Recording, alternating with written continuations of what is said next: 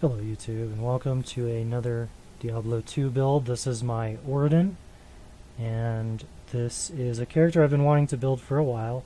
I really enjoyed having one on US West when I used to play there, and it was my declone hunter. And this was back when you could still stack auras and basically just womp everything in your path, but I've discovered that the Auradin is still pretty darn good.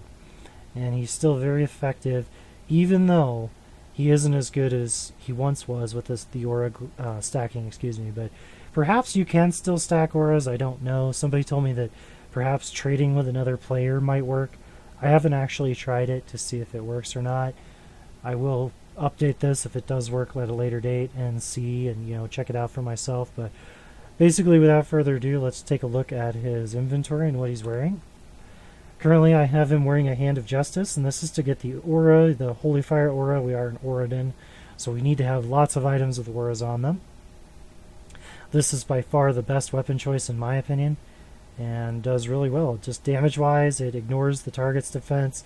You get hit blinds target, hit freezes target, so it's just a 20%, even 20% deadly strike is pretty nice as well. So for your declone hunting and your uber hunting and whatnot, this will definitely be a viable character for sure. I'm wearing Drax for the life tap, specifically for declone and ubers.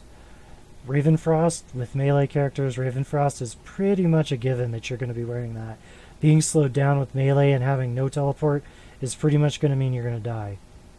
Verdungos, get the highest one you can. This one's a 39-15, not too bad. A dual leech ring, and it doesn't have to be exactly like this. Obviously, a dual leech ring of any kind will probably work.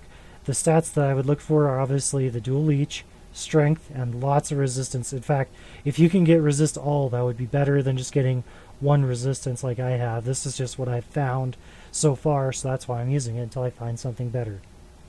Next up, we have Gore Riders, and these are just really good boots for melee characters just as a whole, especially when you're going up against Ubers and Declone. Highly recommended. We have a Dream Shield in a Sacred Targe, and this is 59 resist all, which is great. Had 45, I believe, 42 or 45 resistances before I socketed it. It also gives us a Holy Shock aura, which is pretty cool. Dragon, which is another aura, another Holy Fire aura. And this gives you some strength. Really not much to say about it. Pretty much just strength and Holy Fire aura. Dream Helmet, and this particular one's in a Bone Visage or Visage. This one was 15 ed before I put it in there, and we got a pretty low roll. But Jaw Runes are still pretty expensive, so I haven't re-rolled it yet. Again, I'm on ladder, so some of the stuff's still pretty pricey. I will eventually re-roll this and get a better Dream roll going, so we'll see. Mars Kaleidoscope, pretty standard fare for a lot of characters, just in general. And most of these charms, I'm not going to go over them too much, but they're mostly life and resistance charms. And that is just to get my resistances completely maxed out and to have a ton of health. So without battle orders, we have 1900. Oh, hey, we might get a decloner. That would be cool. Without battle orders, we have 1960 health. And so 1960 health is not bad. 2k would be better. I may add a couple more charms in there to get up to that 2k mark. I'm sitting almost at 3k with battle orders, and I don't have the best CTA. Let me show you what I have here. I think I have a 4 BO. Yeah.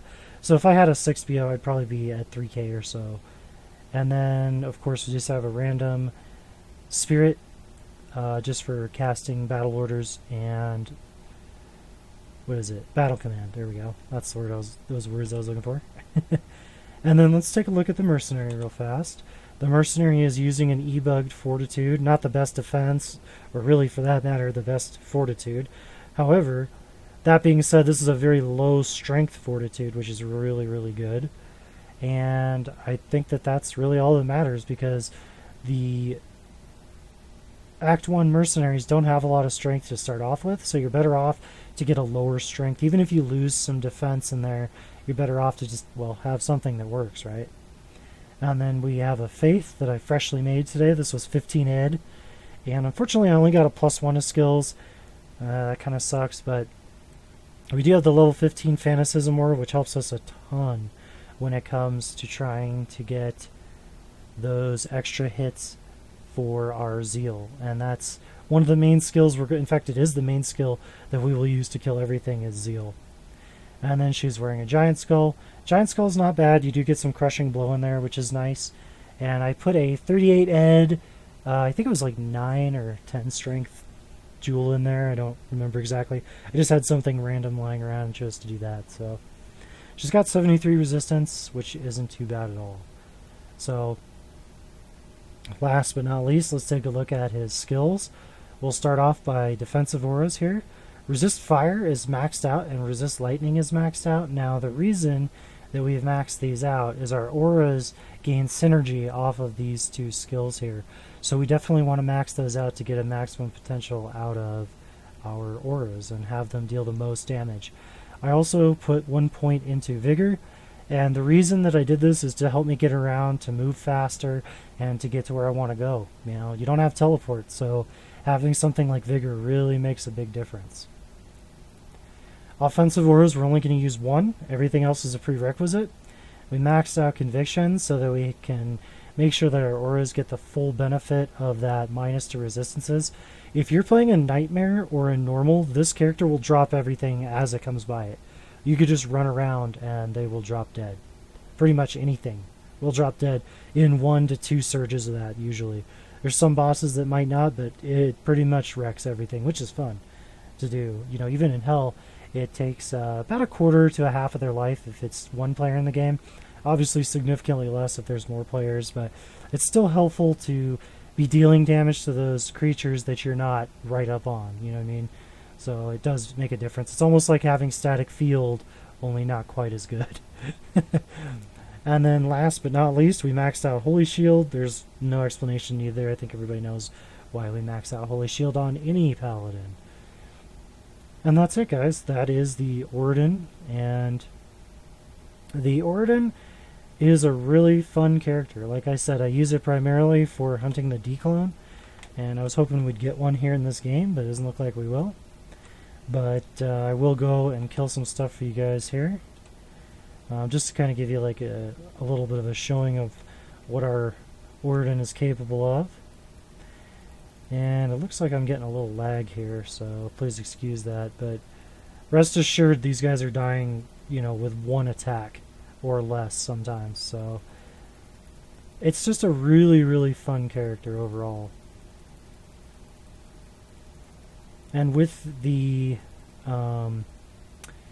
mercenary I'm using, it really helps a lot too. She's going to deal some pretty significant damage as well. So if you guys liked it, please leave me a like. If you guys have comments, concerns, or even suggestions, I'm always open to those. Please keep in mind that I'm not saying that this is the best build for the Auradin, or that, you know, I'm the master of all Auradins or anything like that. I'm just simply giving suggestions and a build that works for me, and it works really, really well.